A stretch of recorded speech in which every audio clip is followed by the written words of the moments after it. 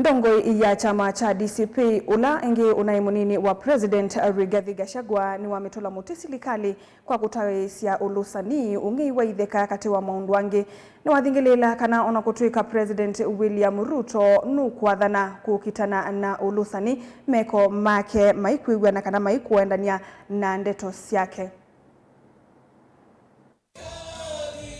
Gachagua aine na kanisani wa PCA ogatarongai kaunti ya Kajiado ni wawetakana mawikalo ma Musumbi kana State House matwikite vandu va Ulusani aitula Muti President William Ruto kwa kuita makundi maene nthi na kumanenga ilovia ni kana mumukwate mbau. Tuko na shida kabisa katika nchi yetu ya mambo ya ufisadi.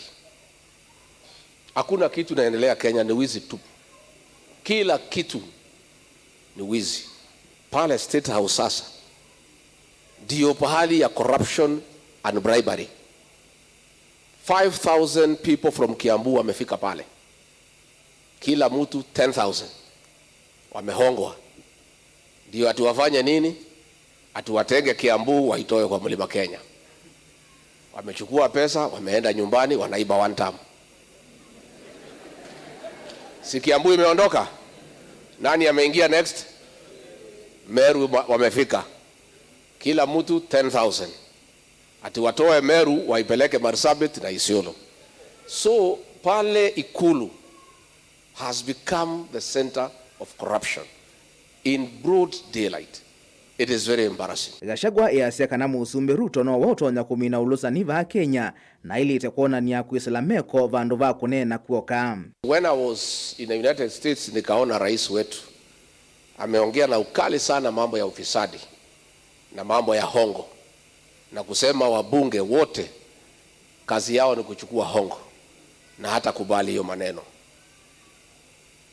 Nikafurahi sana kama ameamua hivyo, kwa sababu yeye mwenyewe ndio mwenye kuhonga wabunge.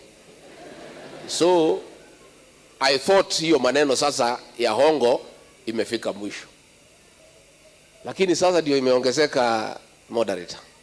Ingi Gachagua ni wamwenda President Ruto atumoe yolua itaasya Jubaland ila siyo wetu atailikite kaunti ni ya Mandera. It is unacceptable that foreign forces can invade Kenya, and the mandate of the Kenya Defence Forces is to protect our territorial integrity.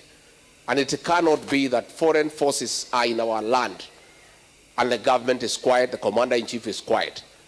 We are asking the Commander-in-Chief of the Kenya Defence Forces to immediately order an operation to flush out foreign troops out of our land. This is our country. We have a responsibility to protect our territorial integrity, and it cannot be that forces from Somalia can come into Kenya and occupy our land and terrorize our people, yet the government is quiet and the leaders of Mandera are quiet. Gachagua emienda Silikalĩ thukume kwanziela ya ilitanika na kutungia mwikio wa Kenya kwayo aiweta kana kicha maukusi wanivatonne kama undu makavalana vandhi ya Kenya. You know, we are in shock that pesa ya SHA inatumwa kwa mahospitali that do not exist. Yet mahospitali ya kanisa, mission hospitals ya PCA, ya Catholic churches are not receiving money. Money is being sent to non-existent hospitals. Sasa waziri naitwa Duale anasema we shall shut down all those hospitals. How do you shut down hospitals that do not exist? Najua pia ni mzuri tuheshimu watu wa Kenya.